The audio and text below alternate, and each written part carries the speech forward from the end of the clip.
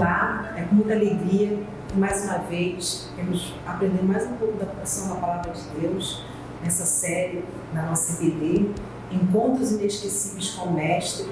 Nessa hora a gente vai agradecer a Deus por mais essa oportunidade e orar pedindo a Ele que fale ao nosso coração através desse encontro que Ele teve inesquecível com mais um personagem da Palavra, e que isso possa trazer algo de bom para o nosso coração, edificação para as nossas vidas. Senhor, muito obrigado por estar aqui hoje, Senhor, para poder mais uma vez estudar, Senhor, e aprender mais da Tua Palavra, que cada um que ouça, que possa assistir essa aula, Senhor, possa trazer algo de bom ao coração, edificação para a vida, novas posições também a serem tomadas, que Teu Espírito fale, Senhor, ao coração daquele que assistir essa aula também, Pai. Muito obrigado por essa oportunidade, em nome de Jesus.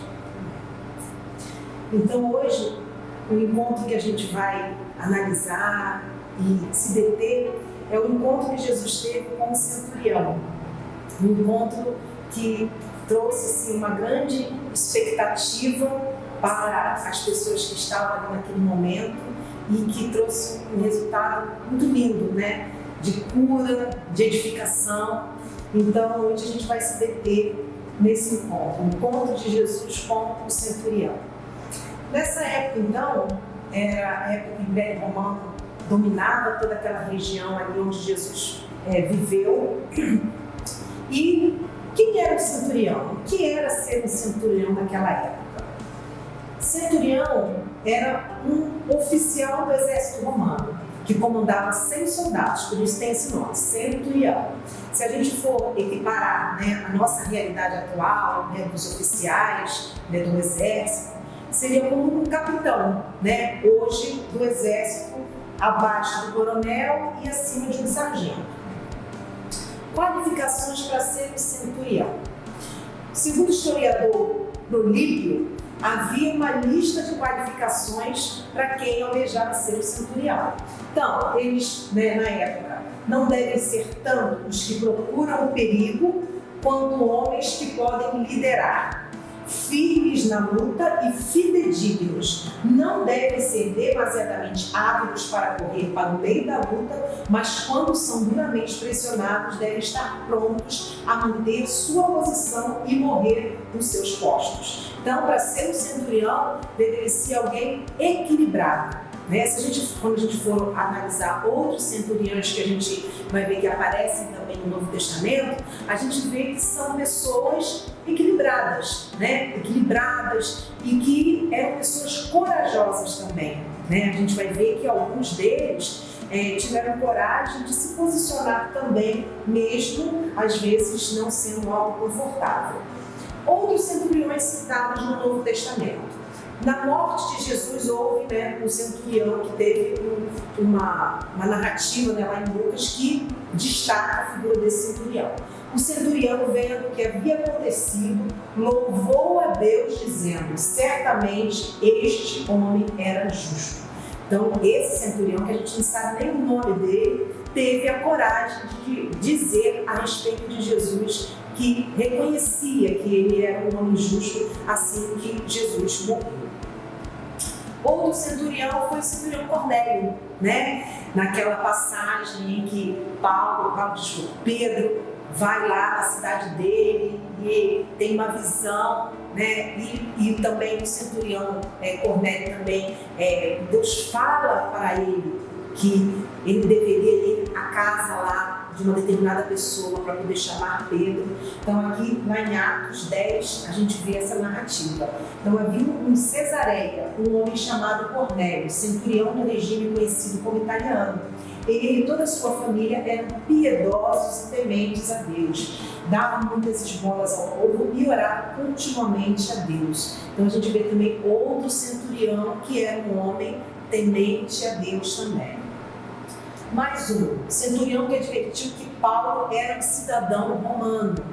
Ao ouvir isso, o centurião foi prevenir o comandante, que vais fazer? Este homem é cidadão romano. Então, era um centurião também que estava ali observando, querendo ser uma pessoa equilibrada e também cumpridor da lei. Outro centurião ainda, que foi responsável para levar Paulo até Roma.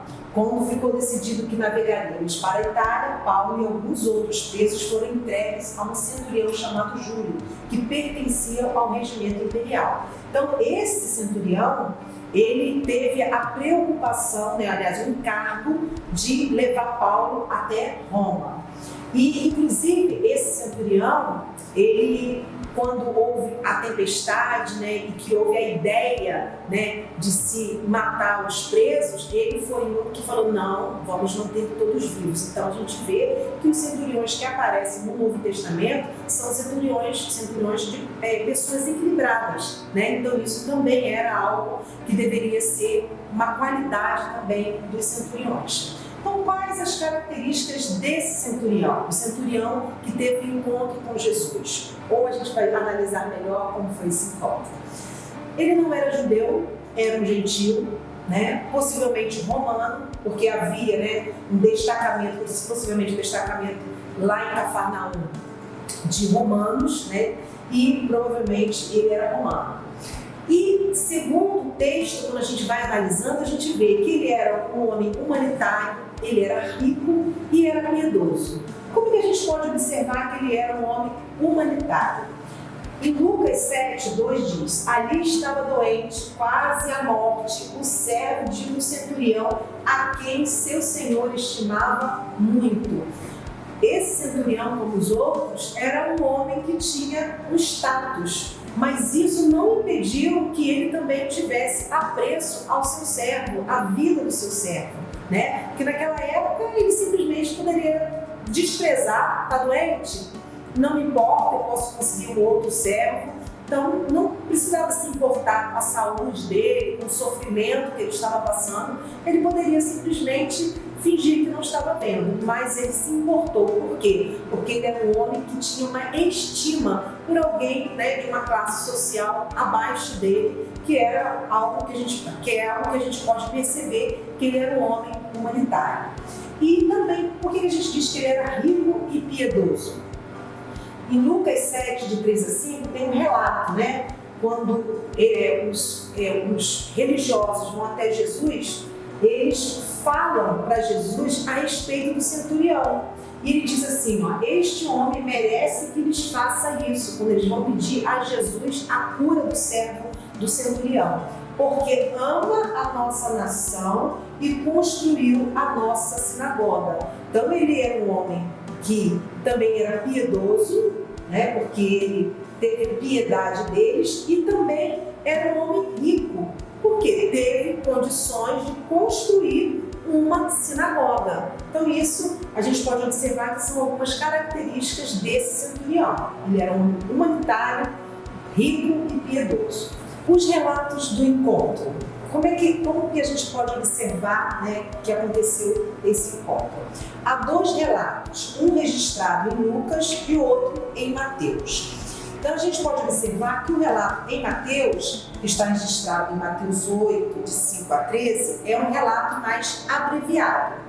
E o relato de Lucas é um relato mais detalhado, que se encontra em Lucas 7, de 1 a 10. Eu peço até que você abra a sua Bíblia para poder fazer o acompanhamento, da gente poder observar cada ponto desse encontro. Abrindo em Lucas 7, de 1 a 10, você vai ter um relato mais detalhado de todo o encontro que aconteceu com Jesus e o centurião. Se analisarmos os 2 textos, para alguns pode parecer contraditório o fato de, em Mateus, a conversa entre Jesus e o centurião parecer ser um diálogo direto, ou seja, o centurião conversando diretamente com Jesus, um à frente do outro, e esse diálogo acontecer. E em Lucas, a conversa é travada através de outros interlocutores, os líderes religiosos e alguns amigos do centurião. Então, quando a gente lê Lucas, a gente vê que eles não tiveram um encontro pessoal, mas esse diálogo é travado através de outros interlocutores os líderes religiosos e os amigos do centurião.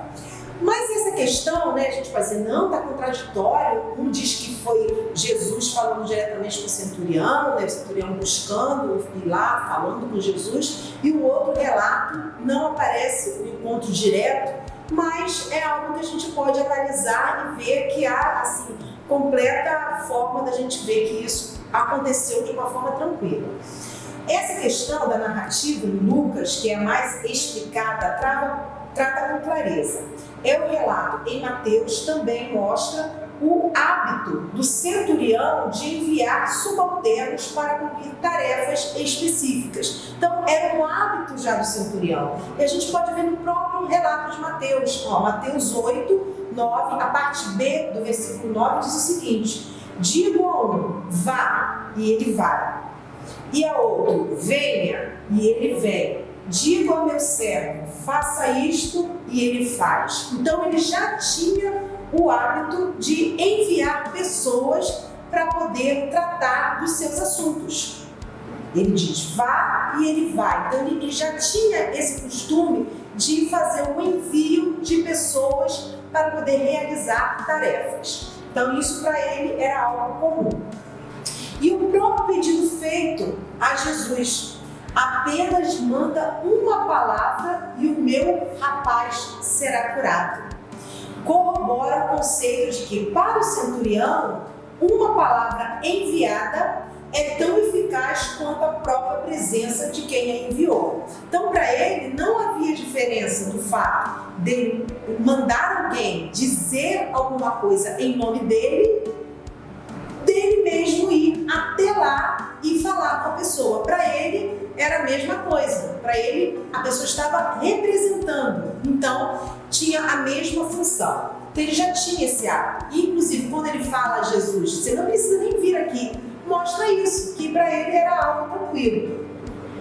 O fato de Mateus afirmar que o centurião dialogou com Jesus não implica necessariamente que esse diálogo não possa ter ocorrido por intermédio de mensageiros, como mencionado por Lucas.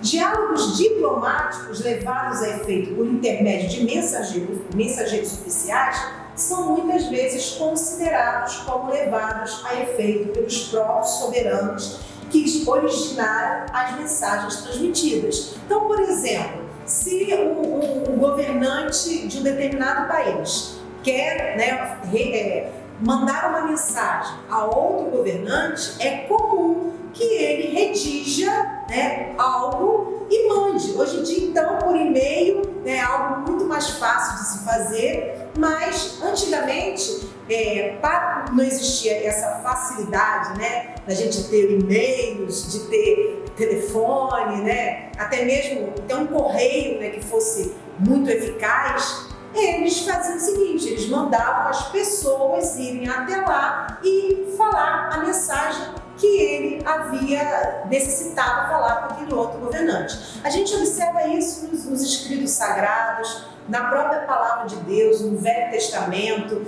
que ele enviava-se mensageiros para poder dizer aquilo que aquele rei queria transmitir ao outro rei. Então era algo muito comum e até hoje, quando se vai fazer algo oficial, tem-se o hábito ainda de mandar aquilo por escrito, porque o que vale é o que está escrito. E naquela época, como não era um hábito ter esses documentos também, de uma pessoa para outra, não havia essa necessidade, enviava-se a mensagem que aquela pessoa ia falar para outra pessoa.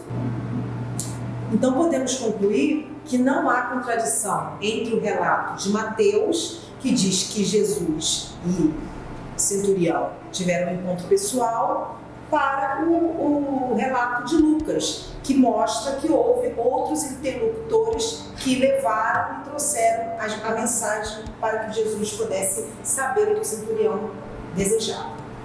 O encontro propriamente dito. Por que o centurião procurou Jesus? O servo do centurião estava muito doente e ele ouviu falar de Jesus. As narrativas de Lucas e Mateus mostram que ele estava muito doente, Na narrativa de Lucas diz assim, ali estava doente, quase à morte, então ele já estava numa situação muito difícil, o servo de um centurião, a quem seu senhor estimava muito. Ele ouviu falar de Jesus e enviou-lhe alguns líderes religiosos dos judeus, pedindo-lhe que lhe fosse curar o seu servo. Então, ele soube de Jesus, sabia que Jesus tinha solução para aquela situação, então ele foi procurar Jesus por isso, porque o servo estava doente. No relato de Mateus está dizendo algo a mais, diz que ele era paralítico. Então a situação do servo estava muito difícil, ele não estava mais andando, se andou antes, não sei, mas ele não estava mais andando, estava paralítico, né? E no relato de Lucas diz que ele estava à beira da morte. Então a situação dele realmente era muito difícil. Mas o centurião ouviu falar de Jesus. Ouviu que Jesus estava curando, estava fazendo milagres, maravilhas, sinais. Então ele foi procurar Jesus por esse motivo, por conta do seu servo. Jesus atendeu o pedido. Jesus lhe disse: eu irei curá-lo. A humildade e a fé do centurião. Jesus foi com ele, já estava perto da casa, quando o centurião mandou amigos dizerem a Jesus: Senhor, não te incomodes, pois não mereço receber-te debaixo do meu teto. Por isso, nem me considerei digno de ir a teu encontro. Mas dize uma palavra e o meu servo será curado. Então aqui a gente vê o porquê do centurião nem ir até Jesus, né? Ele não se considerou digno nem de ir até o encontro com Jesus. Que humildade! Um homem que tinha socialmente uma posição elevada, mas ele não sentiu que ele nem era digno de ir até Jesus. E diz que ele também nem ia a Jesus e nem que Jesus fosse até a sua casa, nem que ficasse sob o seu teto. Então a gente vê no centurião uma humildade muito grande. Às vezes, quando a gente vai até Jesus, ou na primeira vez que a gente chega a Jesus, ou até mesmo na caminhada, né, que a gente tem com Cristo, às vezes a gente começa a se achar digno de alguma coisa. Mas a gente tem que reconhecer como esse centurião. Nós não temos nada de digno para que a gente mereça algo de Jesus, que a gente mereça algo do Pai. A gente só recebe por causa do amor de Deus, o amor de Deus infinito, que nos revela essa graça maravilhosa, esse presente do céu, que é a salvação, que é também o Espírito Santo caminhando junto conosco. Então, a humildade do centurião fez com que ele reconhecesse que ele não era digno nem de ir ao encontro com Jesus, ter um encontro com Cristo, e nem de que ele fosse até a sua casa. A gente vê a humildade do centurião. E a fé, né? A fé também. Mas disse uma palavra e o meu servo será curado. Ele reconheceu que Jesus era tão poderoso que, se ele desejasse, o servo dele ficaria curado. Apenas uma palavra, né? Que ele sai, ele vai ficar curado. Então ele cria de uma forma que isso trouxe até uma admiração até mesmo para Jesus, né? Respondeu o centurião: Senhor, não mereço receber-te debaixo do meu teto, mas dize apenas uma palavra e o meu servo será curado. Esse mesmo versículo, nessa narrativa, está em Mateus.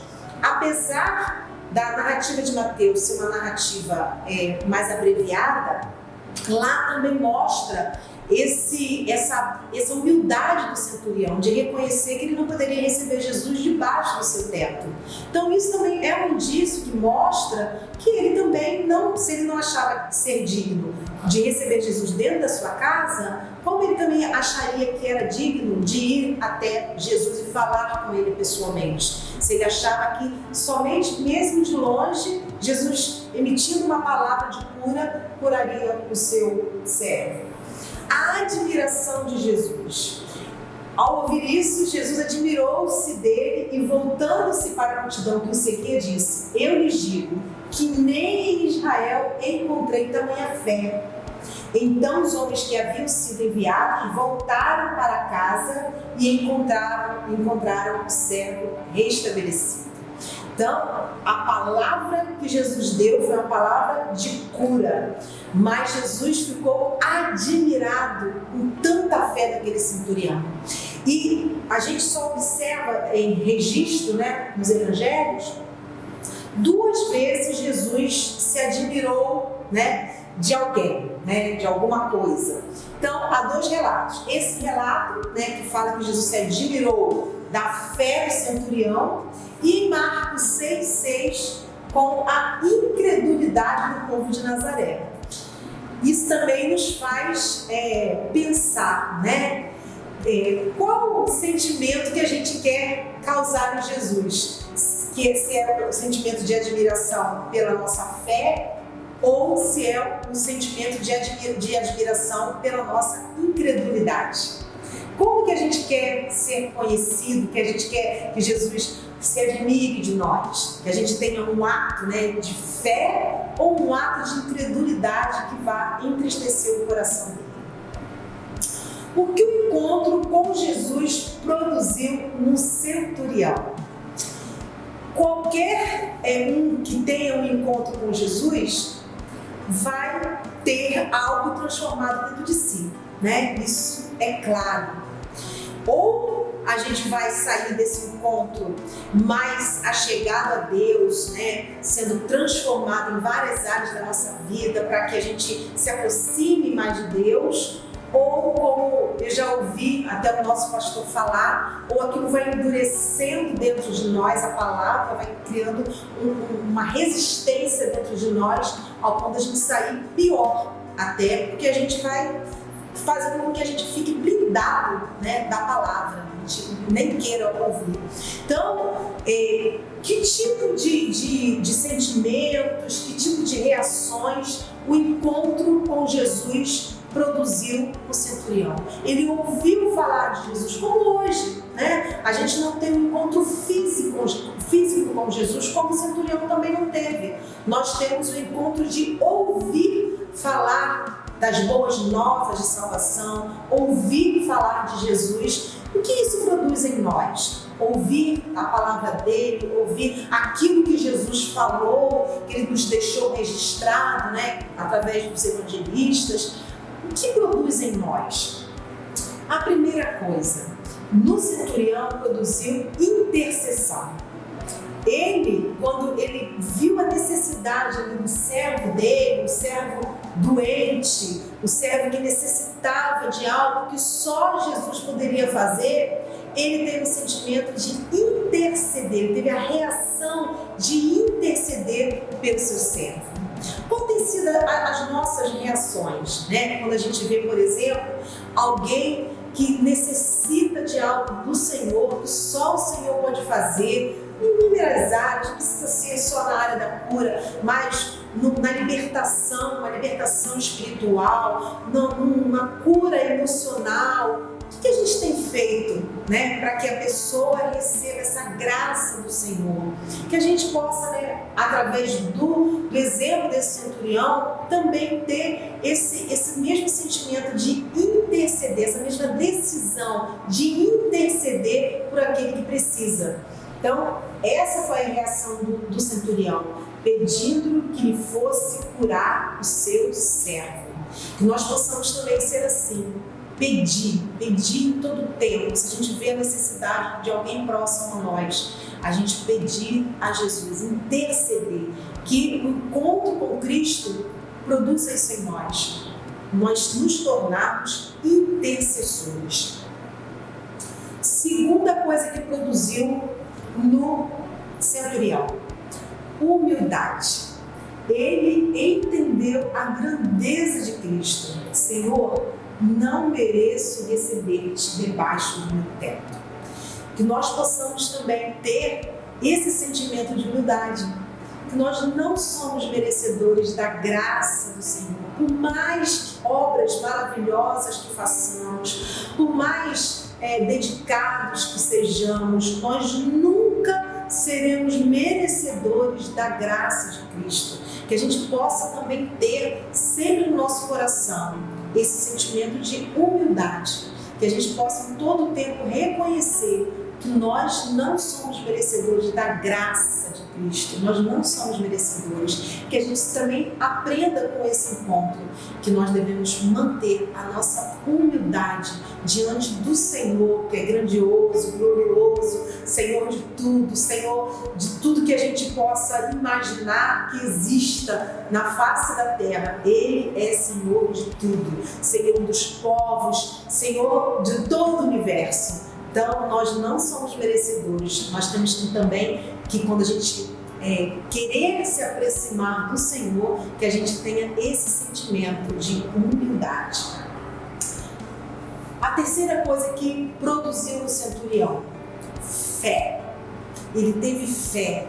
Quando ele ouviu falar de Jesus, ouviu de todas as maravilhas que Jesus estava fazendo, ele teve fé. Ele confiou que Jesus era capaz de fazer o milagre, mas disse apenas uma palavra e o meu servo será curado.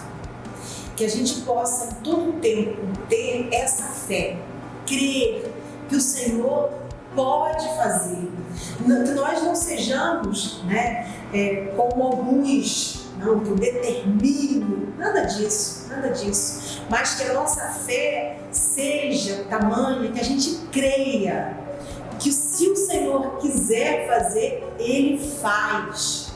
Assim como Sadraque, Mesaque e Abednego, quando entraram naquela fornalha de fogo ardente lá na Babilônia, eles falam uma palavra que sempre guardei no meu coração, que diz assim: se o Senhor quiser, Ele pode nos livrar. Mas ainda que Ele não nos livre, nós não nos ajoelharemos diante da estátua, que Nabucodonosor tinha feito para que todos se curvassem a ela. Então, que a gente tenha sempre essa certeza que Jesus é capaz, que Jesus é poderoso para fazer toda a obra, que a gente possa se achegar a Ele com essas três características que foram desenvolvidas nesse centurião, de ser um intercessor por aqueles que precisam, ter o sentimento de humildade em reconhecer que nós não somos nada diante da grandeza de Cristo e ter fé que Ele pode fazer. Só uma palavra do Senhor pode mudar toda a situação.